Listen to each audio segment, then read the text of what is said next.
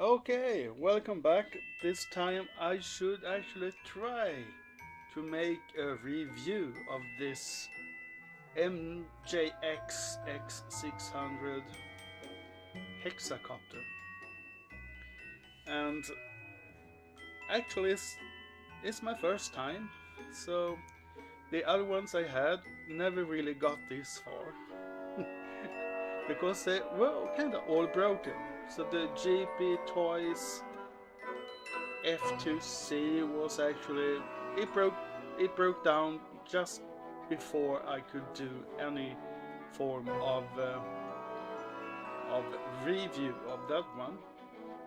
The same happened to the JJRC H10, but I think I might be able to do a review on that one because I have actually repaired the broken one, and it seems to fly quite good at the moment. So, but now I should actually go to this Hexacopter. This Hexacopter MJX X600 has features like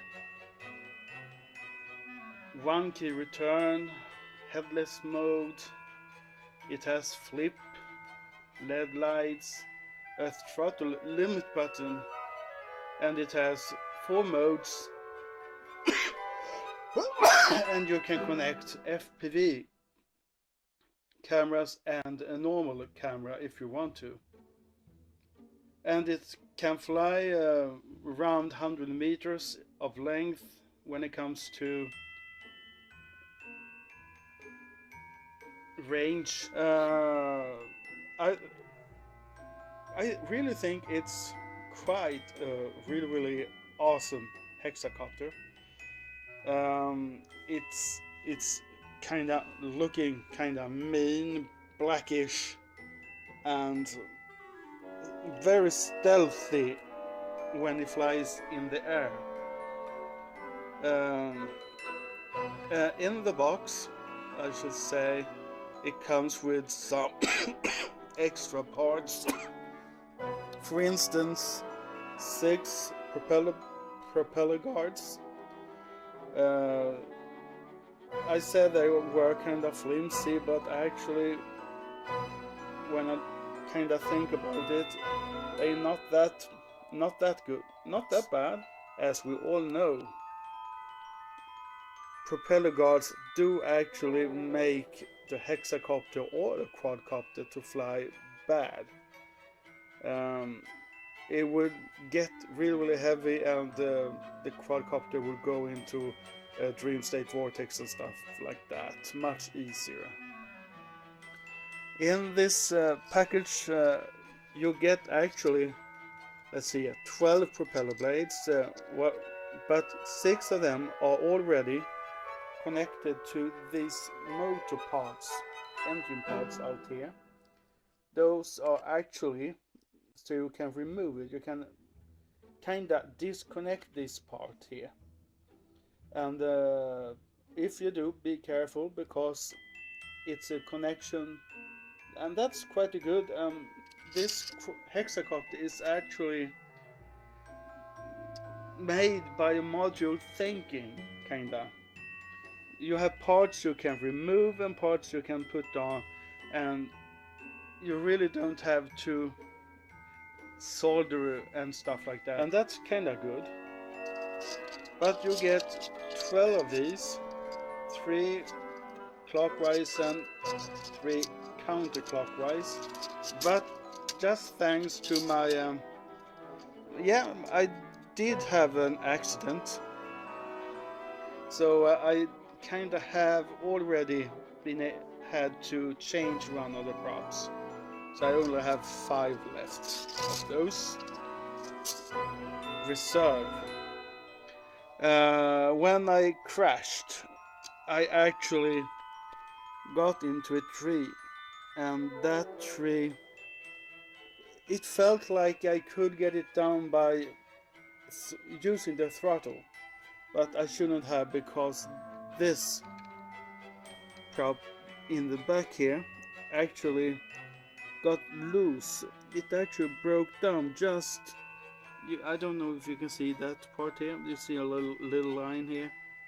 It's where you can disconnect this engine part to the body, and that part here got broken, so this motor, this engine part actually were kind of hanging beside, but still connected to the connector kinda, and this propeller were kinda gone entirely.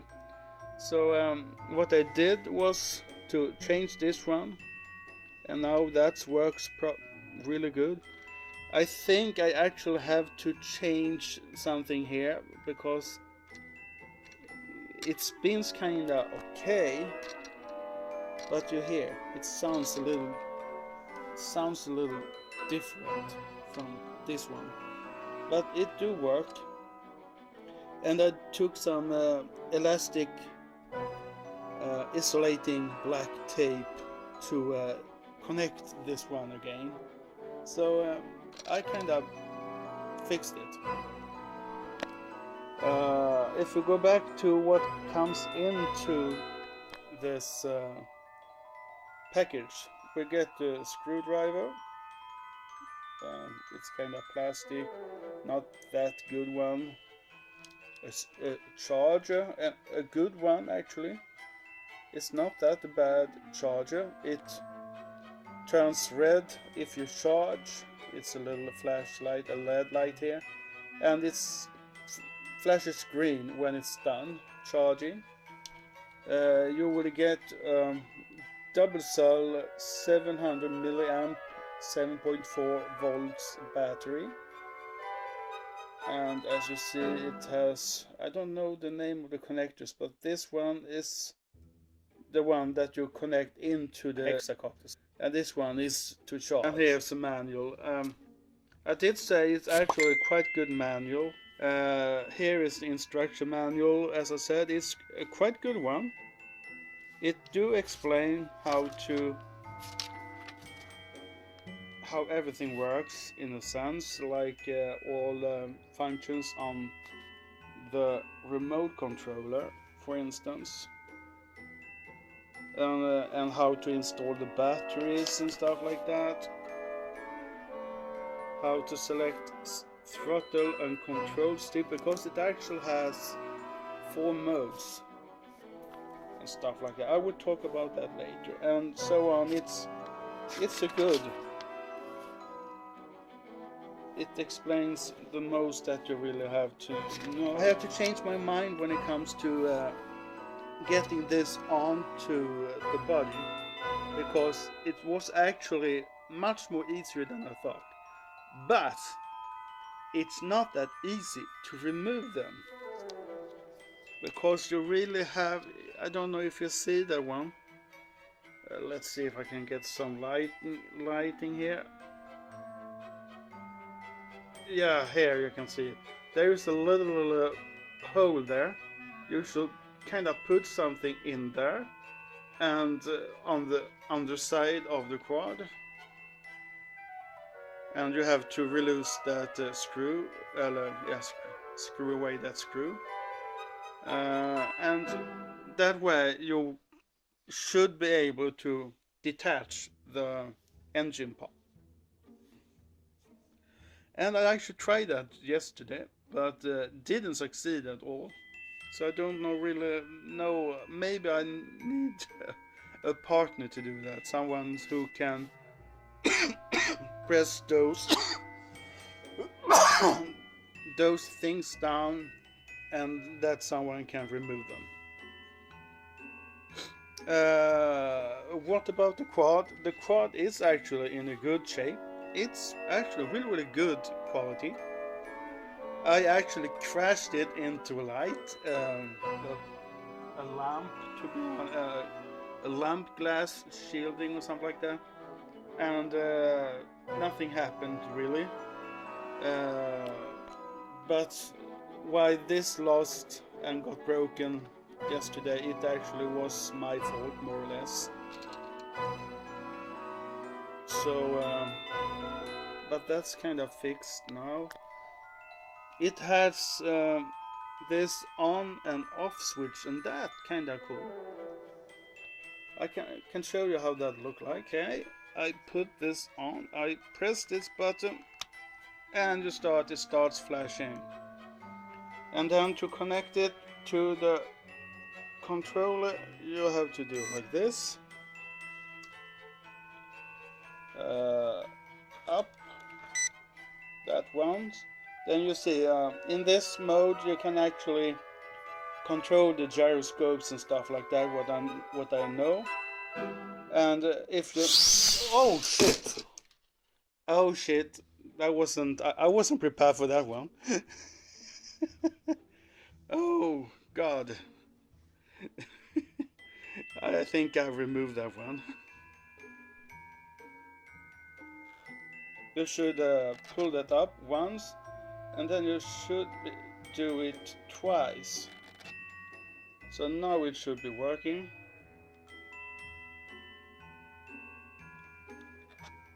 Oh shit, sorry, I forgot to put this on. You should do this once, and now and twice. And now it should be spinning. And you see the flashlights? Yeah. And above this, the RC controller. I should put this on. As you see, it's a nice LCD display that tells you what's happening if I pull that one up.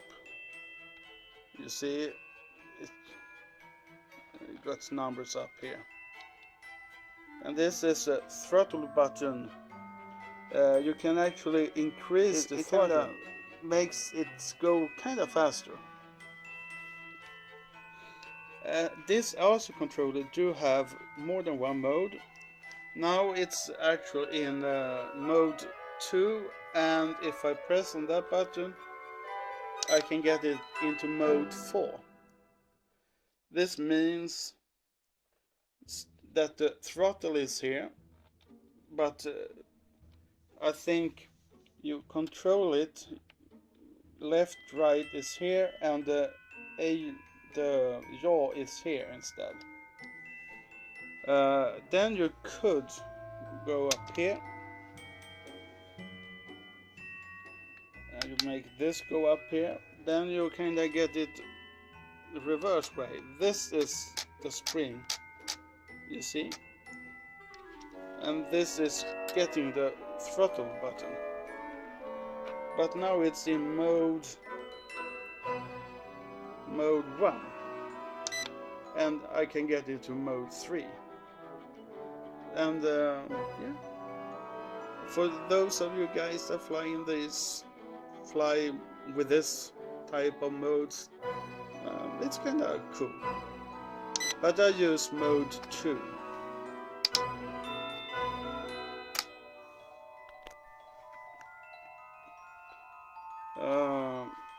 When it comes to the controller, this here, decide if you is in kinda beginner mode, intermediate mode, and advanced mode. Oh, I really think I had to get mode 2. Yes, good. So in beginner mode, it kinda sluggish in a sense. The yaw is really bad, but it's easy to fly for a beginner. You can get it a little more punch into it if you kinda put this up. The next one is much faster. The pitch on this Hexacopter is a little bigger, and the yaw is actually much faster, and it's an okay yaw.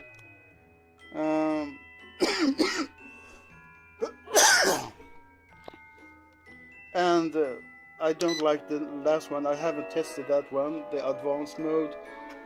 But the advanced mode is actually, if you pull this fully, in this direction, it will do a flip. So if you don't want to flip forward and backward and left and right, or yeah, you should not use that one, because it's really easy. It's not easy. But if you are in beginner and intermediate mode, you can use this button up here to make a flip forward. I don't know why it's only flip forward, but it does, and it actually do quite good flipping. I haven't gotten that on movie though, but it flips kinda good.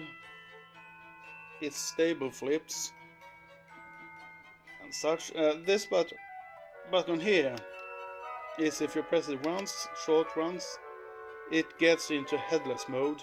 Prepare yourself, don't do this in the middle of night or something like that, because yeah, this LED lights below the quad would actually lit down, so you would actually not see it in the middle of the night. So if you use it in the middle of the day, it's kind of okay. If you press it down for 2-3 seconds, it gets into return home mode. This button here, as I said, it's a flip button, but it's also, if you connect a camera, C4002 or C4005 or C4006 camera, it actually gets into, if you push it once, it takes a picture. If you hold it in 2 seconds, it takes a movie clip. But I do not I do not have this camera, not yet though, but I actually thinking about buying this FPV camera. This here are the trim buttons. This is for the jaw right, jaw left and jaw right. This is for the throttle, I guess, up and down. This is for forward pitch and back pitch, and this is for left pitch and right pitch. And that's when it comes to the controller. You could have it hanging somewhere in the thread around your neck. It is driven by 3 AA batteries, so it's quite a nice feeling remote control. I think it actually has quite good range, but yeah, I really like this Hexacopter. When it comes to flight characteristics, it flies really good. But I have had, and I think it's because of this one, because it's actually something wrong here, some vibrations. It seems like it has a hard time to be still when it stands on the same place, but if you let it go forward, it kind of vanishes. So I have to buy, I think, a new, I'm thinking about buying a new body canopy, yeah, under and over, and a new pod engine, kinda. Yes, I've forgotten. It has 4 blue LED lights in the front, and in the back 2 red lights. What's good with this one is that it's kinda easy to open up and get the battery in. You see here, it's just to press it in here. Here you get this cables in this hole here. Let's see here, it's hard to do with one hand. Let's see here if I can get the other cable here.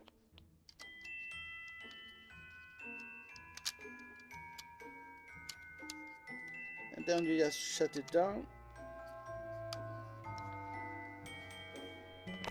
this.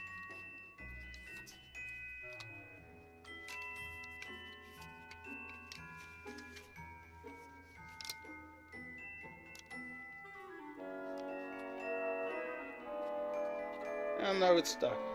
I do have a little screw here. It's a little hole for a screw, and you can actually screw it together, but according to many people who have bought this quad, this screw is not really necessary for that place. It's much easier without it. But it do fly good. It flies really steady, but sometimes when it stands still it starts kind of to wobbling like this. And to be honest, I think it has to do with my repair there. I really think I have to buy new stuff to it, and that's not that expensive. It's a good price, and there are lots of spare parts for this quadcopter, so if anything gets broken, it's easy to get new. So what to say more about this? I think it's a buy. I told you about this are kinda sensitive right here between the engine part and the body arm. So be careful.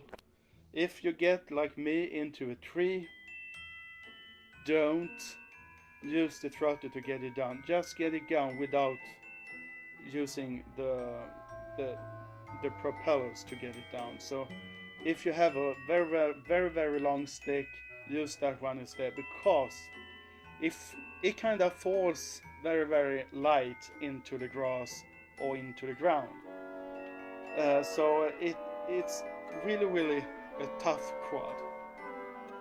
So